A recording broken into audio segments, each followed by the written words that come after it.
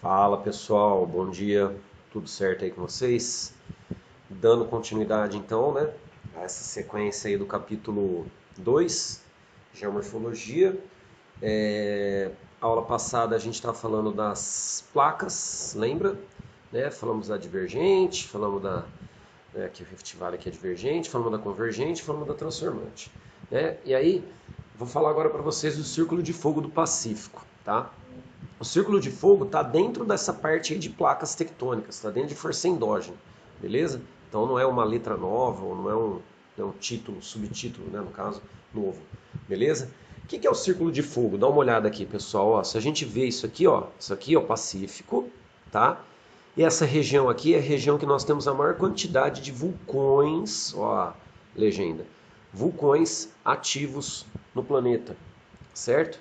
Olha só, região do Círculo de Fogo, beleza? E aqui também nós temos hotspot. O que é um hotspot? Tá vendo o Havaí?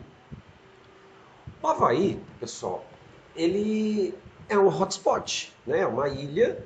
Dá uma olhada, não está no limite das placas, assim como algumas outras áreas, ó, tá vendo aqui, ó, isso aqui, ó, tá vendo essas ilhas? Essas ilhas, elas são vulcânicas, elas não estão em limite de placa, porém, nós temos atividade vulcânica, tá? Um hotspot é como se você tivesse a ilha, tá? Ali, né, na superfície do mar, e embaixo da ilha nós temos uma tubulação magmática que meio que, entre aspas, alimenta essa ilha, tá? Então a gente tem vulcão ativo no Havaí, beleza? É um ponto quente, como é chamado aqui, ó, hotspot, certo? Então, se você quiser colocar uma definição aí, seria assim, né? Uma área com atividade vulcânica localizada fora do limite de placas tectônicas, beleza? Isso é um hotspot, é uma área de exceção. Fechou? Bom, vamos entrar agora na número 3. Lembra, a gente tinha falado, né? Número 1, vulcanismo. Ó, a gente estava em forças endógenas, tá? Ó, força endógena. Não lembra a letra, mas força endógena. Então, ó, vulcanismo, número 1. Terremotos, número 2. Aí a gente falou das placas. E agora, orogênese, número 3, tá? Bom, eu vou falar para vocês as características da orogênese. Vai puxando setinha aí, tá? Olha só. Primeira característica, pessoal, olha o termo. Orogênese. Quando a gente tem uma cadeia montanhosa, a gente fala que nós temos uma cadeia orogênica, tá? O processo de formação de montanhas é chamado de orogenia. Então, tá vendo, ó? Montanhas, ó, tudo, né, a mesma origem. Então dá pra gente falar que a orogênese, ela está associada direto, ó, a primeira característica, tá? Associada direto ao movimento das placas tectônicas, certo? Aqui nós temos orogênese, aqui nós temos orogênese e aqui a gente tem orogênese. Ó, falha de rasgamento seriam as placas divergentes.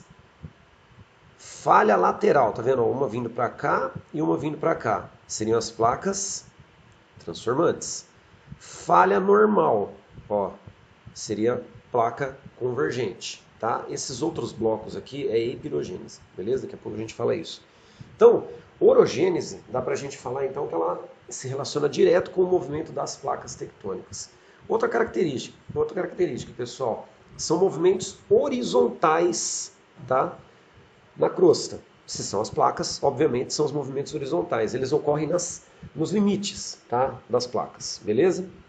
Isso é orogênese. O que dá pra gente falar também? A orogênese, pessoal, ela tem começo e fim.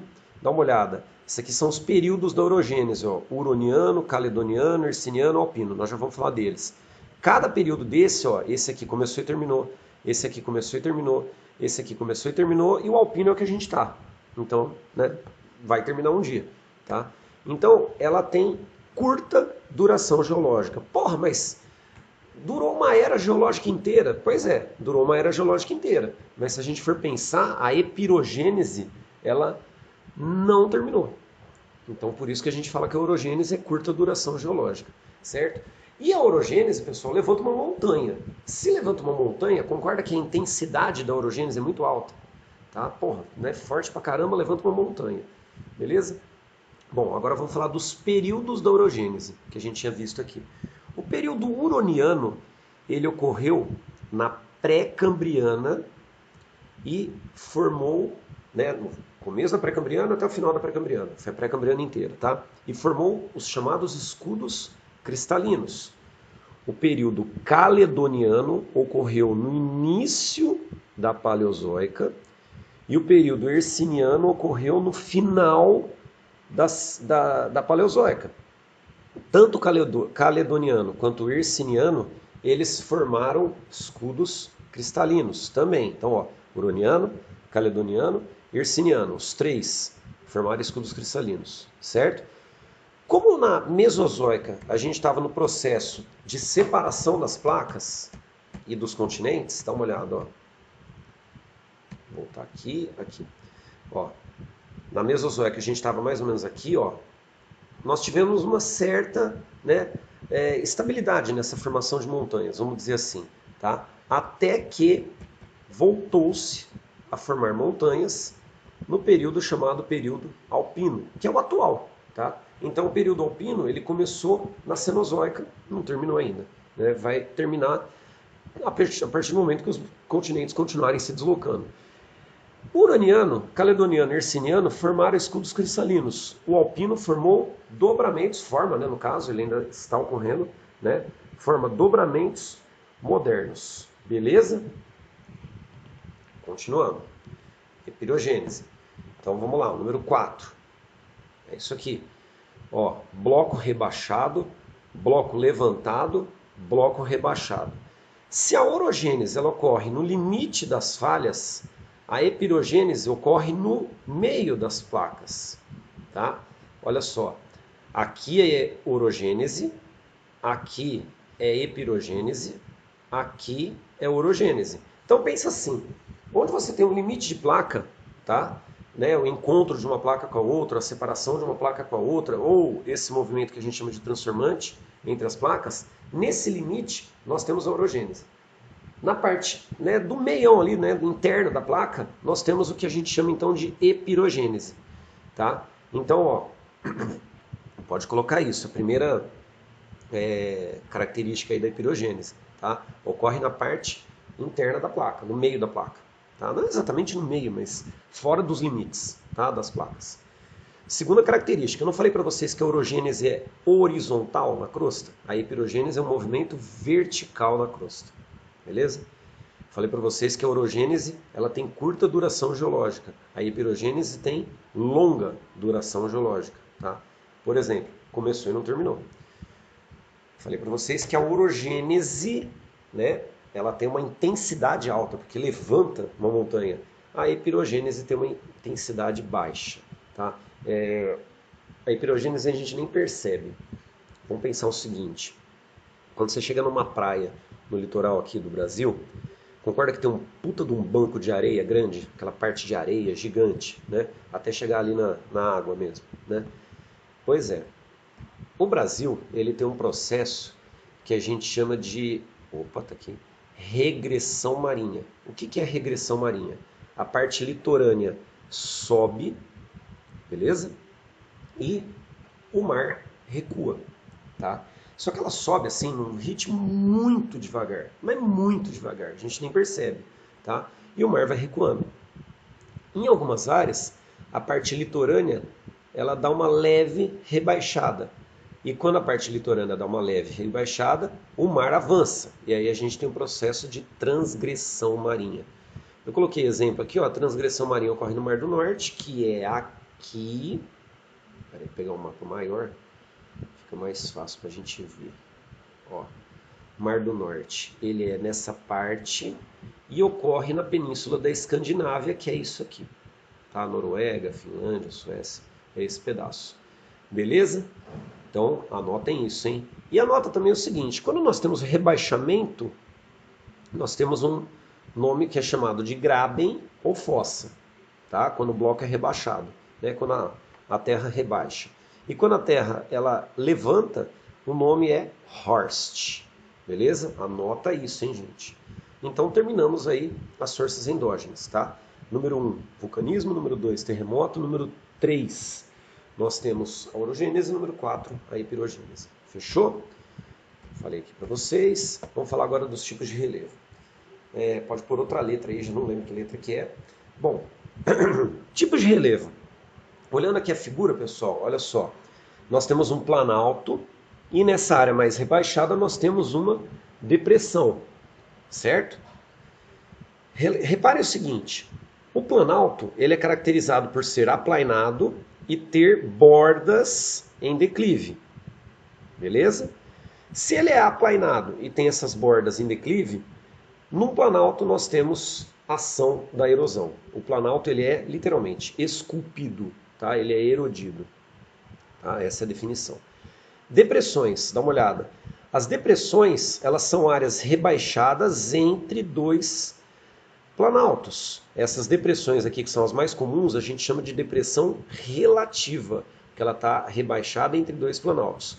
Em algumas áreas, a gente tem depressões que elas são rebaixadas até menos do que o nível do mar. E aí, quando uma depressão é menor do que o nível do mar, tá abaixo do nível do mar, exemplo, Mar Morto, né, que tem 496 metros abaixo do nível do mar, por isso tem muito sal, né, concentra muito sal, a gente chama de depressão absoluta, beleza? Processo geológico que atua nas depressões. Nós temos um predomínio de erosão sobre sedimentação. Processo geológico que nós temos no Planalto, erosão. Perceberam? Planícies. Planícies são áreas baixas, obviamente. Tá? Se elas são áreas baixas, né, nós temos um predomínio da sedimentação sobre a erosão. Perceberam? É o contrário de depressão. Depressão é predomínio de erosão sobre sedimentação. Planície é predomínio de sedimentação sobre erosão. Beleza? Cordilheiras. Cordilheiras são cadeias montanhosas, né? Que podem ser as antigas, que a gente tem aí os chamados escudos cristalinos, podem ser as cordilheiras recentes, né? Que a gente chama então de dobramentos modernos. Beleza? Essas são as definições. Forças exógenas. Então, ó, mais uma letra. Força endógena, força que atua dentro da Terra. Força exógena, definição. Força que atua na parte externa. Se as forças endógenas elas formam relevo, a força exógena ela modela, olha só, e esculpe o relevo. Ela acaba desgastando o relevo. Por isso que a gente fala que uma força exógena é o intemperismo. O intemperismo é erosão. Só que quando a gente fala de erosão, a gente sempre lembra do homem, tá?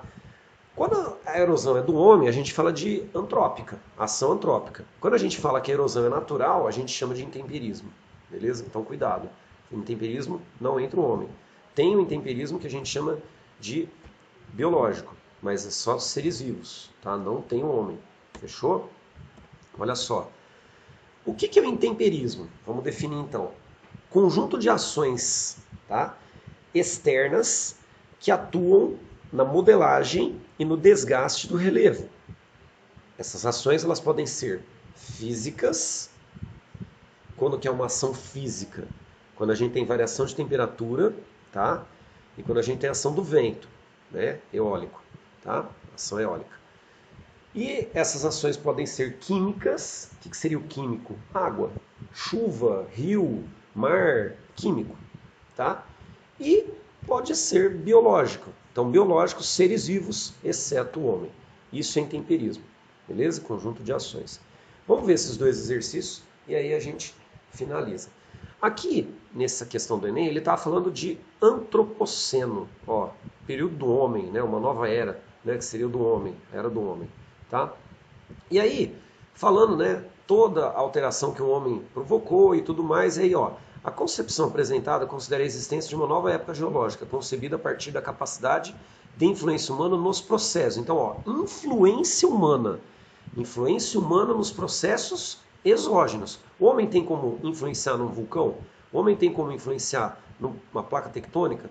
Na formação de uma rocha magmática ou na formação de uma rocha metamórfica? Não, ele vai influenciar na parte externa. Então, seria processo exógeno. Beleza? Próximo. Unesp ano passado. Esses diagramas demonstram o processo de desintegração mecânica acompanhada pela decomposição química das rochas na exposição de agentes atmosféricos. Dá uma olhada, circulação de ar, precipitação, infiltração e o segundo esquema aqui está sendo, no caso, alterado. B, formação de novos aquíferos. Não, a gente não está falando de infiltração de água, está falando de desgaste. Metamorfismo sofrido por rocha magmática quando sujeitada ao calor e à pressão. Não, aqui não é formação de rochas. Diastrofismo da crosta, pelo falhamento da superfície. Diastrofismo seria quebra, vamos dizer assim, quebra da crosta, tá? Pelo falhamento da superfície ao longo de eras geológicas. Não, aqui está falando um processo exógeno, não endógeno. Não está dando, acho, para vocês lerem aí. Afloramento de rochas ricas em matéria orgânica na formação do escudo cristalino. Isso aqui não é formação do escudo cristalino. Está falando de rocha exposta e o solo sobre a rocha. E a ação do ar e a ação da chuva. Dá uma olhada. E aí o desgaste. Por isso, letra A. Fechou?